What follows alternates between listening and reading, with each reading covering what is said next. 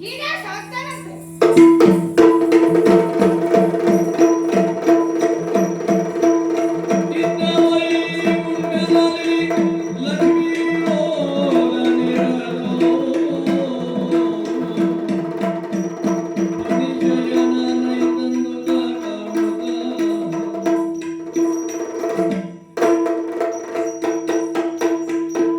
ಓಹೋ ಭಾವ ಭಾವ ಪುನಗುಜವಾರಿಯ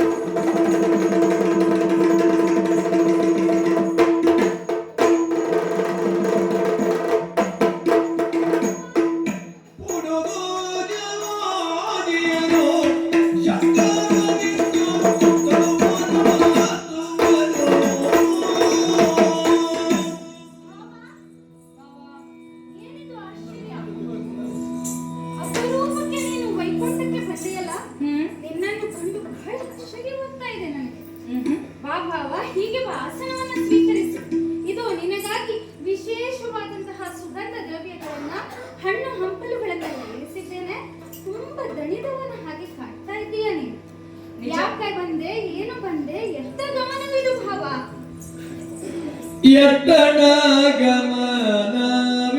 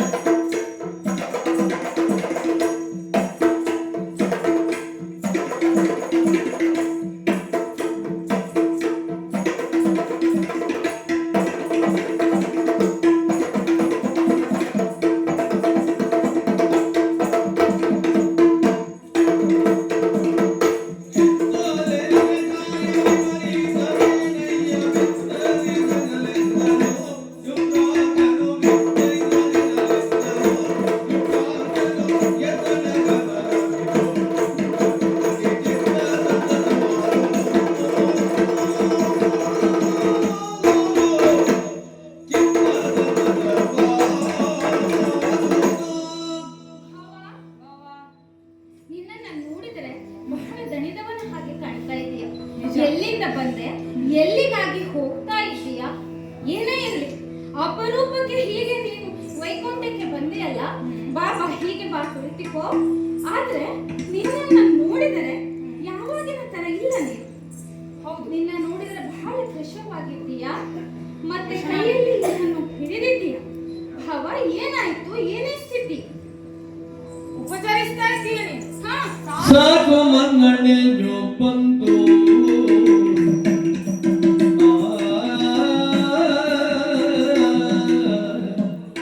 ಸಾಕು ಸಾಕು ಸಾಕು ಸಾಕು ಮನ್ನಣೆಯು ಬಂತು. ಈ ಪರಿ ಕಷ್ಟ, ಈ ಪರಿ ಕಷ್ಟ ಸೋಗುತ್ತಾ ಕೆಡುವೆ ನೆಂಟು. ಈ ಪರಿ ಕಷ್ಟ ಸೋಗುತ್ತಾ ವ್ಯಾಕುಲ ಪರಿಹಾರ ಮಾಡಲಾಗುವ ಭಾರ, ವ್ಯಾಕುಲ ಪರಿಹಾರ ಮಾಡಲಾಗುವ ಭಾರ. ಹೇ ಕೃಪಾಕರ ನಿನಗೆ ಬೇಡುವೆ ಹೀಗೆ, ಹೇ ಕೃಪಾಕರ ನಿನಗೆ.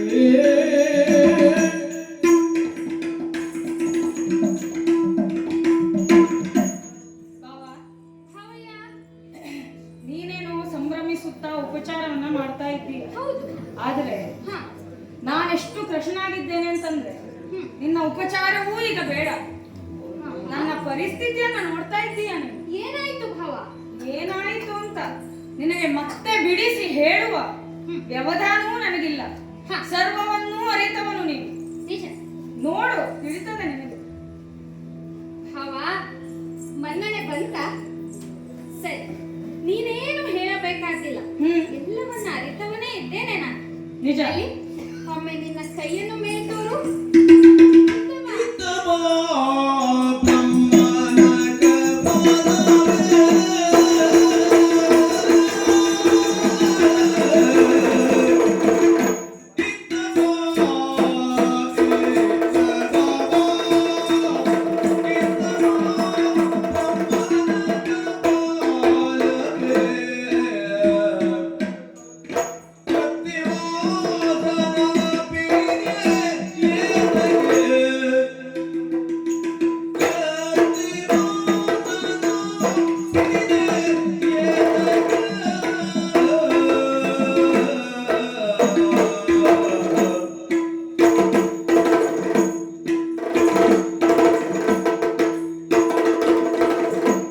ಕಿತ್ತು ಸರ್ವರ ಮನವ ಪೊರೆಯುವೆ.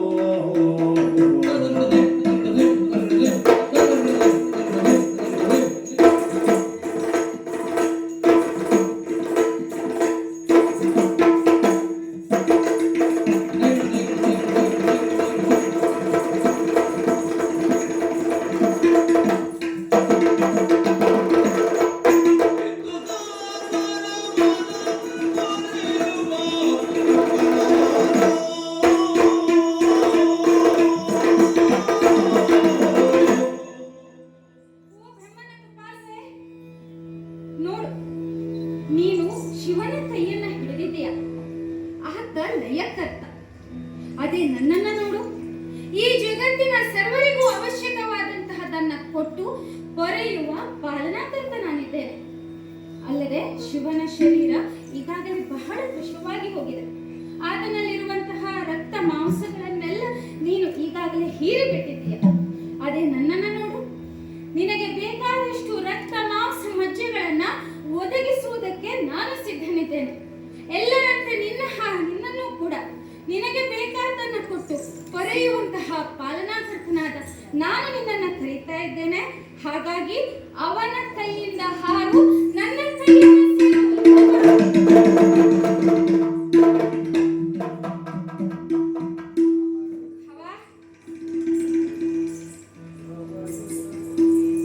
ನನ್ನ ಕಷ್ಟದಿಂದ ಬಿಡುಗಡೆಯನ್ನ ಮಾಡಿದ್ದೀಯ ನೀನು. ಹಾ ಭಾವ, ನೋಡು, ಕೆಳಗೆ ಬಿದ್ದಂತಹ ಕಪಾಲ ಮೋಸ ಮೋಸ ಎನ್ನುವುದಾಗಿ ಬೊಬ್ಬಿಡ್ತಾ ಇದೆ. ನಿಜ. ರಕ್ತ ಮಾಂಸಗಳನ್ನ ಕೊಡುತ್ತೇನೆಂದು ಹೇಳಿ ನಂಬಿಸಿದಂತಹ ವಿಷ್ಣು ನನಗೆ ಮೋಸ ಮಾಡಿದ ಎನ್ನುವುದಾಗಿ ಕೂಗಾಡ್ತಾ ಇದೆ. ನಿಜ. ಹಾಗಾಗಿ ಆ ಕಪಾಲಕ್ಕೆ ಅದಕ್ಕೆ ಬೇಕಾಗುವಷ್ಟು ರಕ್ತ ಮಾಂಸಗಳನ್ನ ಮುಂದೊಂದು ಸಂದರ್ಭದಲ್ಲಿ ದುಷ್ಟರ ಸಂಖ್ಯೆ ಹೆಚ್ಚಾದಾಗ ಧರ್ಮ ಸಂಸ್ಥಾಪನೆಗಾಗಿ ನಾನು ಅವತಾರವೆತ್ತಿದ ಸಂದರ್ಭ, ಕುರುಕ್ಷೇತ್ರ ಯುದ್ಧದಲ್ಲಿ ಅದಕ್ಕೆ ಬೇಕಾಗುವಷ್ಟು ರಕ್ತ ಮಾಂಸಗಳನ್ನ ಅದಕ್ಕೆ ನಾನು ಒದಗಿಸಲಿದ್ದೇನೆ. ಅಲ್ಲಿಯ ತನಕ ಅದು ರಣಕ್ಷೇತ್ರದಲ್ಲಿಯೇ ಬಿದ್ದಿದೆ. ಮುಂದೆ ಈ ರೀತಿಯಾಗಿ ನಿನಗೊಂದು ಸಂದರ್ಭ ಒದಗಿ ಬಂತಲ್ಲ, ನನ್ನಲ್ಲೊಂದು ಪ್ರಶ್ನೆ ಉಂಟಾಗ್ತಾ ಇದೆ. ಏನು? ನನಗೆ ಈ ಪರಿಸ್ಥಿತಿ, ಬ್ರಹ್ಮನಿಗೆ ಇನ್ನೊಂದು ರೀತಿಯ ಪರಿಸ್ಥಿತಿ, ನಿನಗೆ ಮಾತ್ರ ಯಾವ ಕಷ್ಟವೂ ಕಾಡಲಿಲ್ಲ ಇಲ್ಲವಲ್ಲ ಎಂಬುದು ನನ್ನ ಪ್ರಶ್ನೆ. ಯಾಕೆ ಹೀಗೆ? ಹೌದಲ್ಲ ಭಾವ, ಸದಾ ಕಾಲ ಯೋಗ ನಿದ್ರೆಯಲ್ಲಿರುವವನಲ್ವೇನೋ ನಾನು. ನಿದ್ರೆಯಲ್ಲಿದ್ದವನನ್ನ ಯಾವ ಅಹಂಕಾರವೂ ಬಾಧಿಸುವುದಿಲ್ಲ. ಹಾಗಾಗಿ ಖಂಡಿತವಾಗಿ ಕಾರಣ ಇದೆ. ಸದಾ ಕಾಲ ಯೋಗ ನಿದ್ರೆ ರೂಢನಾಗಿರುವಂತಹ ನನಗೆ ಅಹಂಕಾರ ಬಾಧಿಸುವುದೇ ಇಲ್ಲ ಅಂತಲ್ಲ. ಕೆಲವೊಮ್ಮೆ ಅಹಂಕಾರ ಬಾಧಿಸಿದ್ರೂ ಕೂಡ ಆ ಅಹಂಕಾರ ಯೋಗ ನಿದ್ರೆಯಿಂದ ನಾನು ಎಚ್ಚೆತ್ತು ದುಷ್ಟರನ್ನ ಸಂಹಾರ ಮಾಡುವುದರಲ್ಲಿಯೇ ಮುಗಿದು ಹೋಗ್ತದೆ. ಸರಿ. ಆದ್ರೆ ರಜೋಗುಣ ತಮೋಗುಣಗಳೇ ಪ್ರಧಾನವಾಗಿರುವಂತಹ ನಿಮ್ಮಲ್ಲಿ ಅಹಂಕಾರ ಬಹಳ ಹೆಚ್ಚಿನ ಪ್ರಮಾಣದಲ್ಲಿರುತ್ತದೆ. ನಾನೇ ಜ್ಯೇಷ್ಠ, ನಾನೇ ಶ್ರೇಷ್ಠ ಎನ್ನುವುದಾಗಿ ನಿಮ್ಮ ಭಾವ ತಳೆದಾಗ ಈ ರೀತಿಯ ಸಂದರ್ಭಗಳು ಒದಗಿ ಬರ್ತವೆ. ಇದರಿಂದ ನಿಮ್ಮ ಅಹಂಕಾರ ಕಳೆಯುವುದರ ಜೊತೆಗೆ ಲೋಕಕ್ಕೆ ಪಾಠವೂ ಕೂಡ ಆಗ್ತದೆ. ಖಂಡಿತ.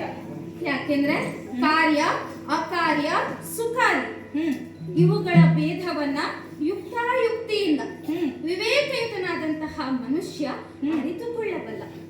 ಸರಿ. ಯಾವ ಸಂಕಲ್ಪ ಶಕ್ತಿ ತ್ರಿಮೂರ್ತಿಗಳಾದ ನಮ್ಮಲ್ಲಿ ತ್ರಿಶಕ್ತಿ ಪೂರ್ಣಕವಾಗಿ ಇಂತಹ ಒಂದು ಕಾರ್ಯವನ್ನು ನಡೆಸ್ತಾ ಇದೆಯೋ ಆ ಶಕ್ತಿ ಈ ಕಾರ್ಯದಿಂದ ಸಂತುಷ್ಟಗೊಂಡರೆ ನಾವು ಧನ್ಯ, ಲೋಕವೂ ಧನ್ಯ. ಸರಿ ಭಾವ, ಇನ್ನೊಂದು ಕಾರ್ಯವಿದೆ. ಏನದು? ನಿನಗೆ ಇಂತಹ ಪರಿಸ್ಥಿತಿ ಒದಗಿ ಬಂತು ಎಂದು ತಿಳಿದ ನಿನ್ನ ಮಡದಿ ಮೋಕ್ಷಪ್ರದ ಕ್ಷೇತ್ರವಾದಂತಹ ಕಾಶಿಯಲ್ಲಿ ನಿತ್ಯಾನ್ನದಾನವನ್ನ ಮಾಡ್ತಾ ಇದ್ದಾರೆ. ಸರಿ.